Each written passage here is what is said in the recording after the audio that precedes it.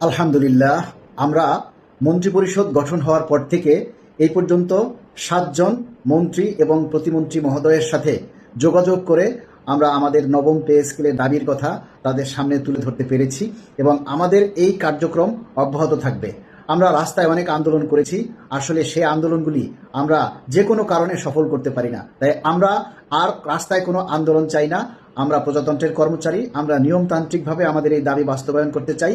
সরকারের যারা উচ্চ মহলে রয়েছেন, নীতি নির্ধারক যারা রয়েছেন, তাদের সাথে এমপি, মন্ত্রী, প্রতিমন্ত্রী মহোদয়ের সাথে যোগাযোগ রক্ষা করে আলাপ আলোচনার মাধ্যমেই আমাদের এই যৌক্তিক দাবি বাস্তবায়নের জন্য আমরা চেষ্টা করব। আপনাদের সকলের সার্বিক সহযোগিতা চাই এবং সোশ্যাল মিডিয়াতে আমাদের এই দাবির কথাগুলি বেশি বেশি তুলে ধরতে হবে, যাতে সরকারের নজরে আসে এবং আমাদের এই দাবির কথাগুলি যেন ঝিমিয়ে না যায়। এবং মাননীয় প্রধানমন্ত্রী জনাব তারেক রহমানের উপরে সবাইকে আস্থাশীল হতে হবে, ধৈর্য রাখতে হবে। ইনশাআল্লাহ তিনি আমাদের এই দাবি অবশ্যই বাস্তবায়ন করবেন এবং অতি তাড়াতাড়ি আমাদের এই দাবি বাস্তবায়নের সুখবর মাননীয় প্রধানমন্ত্রীর কাছ থেকে আমরা শুনতে পাবো। সবাইকে বলবো ধৈর্যশীল হন।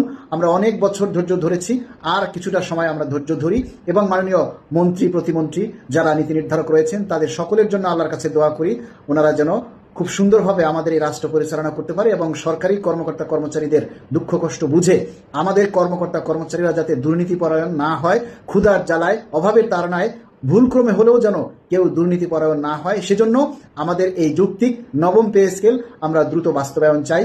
সবাইকে অনুরোধ করব, আপনারা ভিডিওটা শেয়ার করুন এবং আমাদের এই দাবির কথাগুলি যার যার জায়গা থেকে সবাই তুলে ধরুন।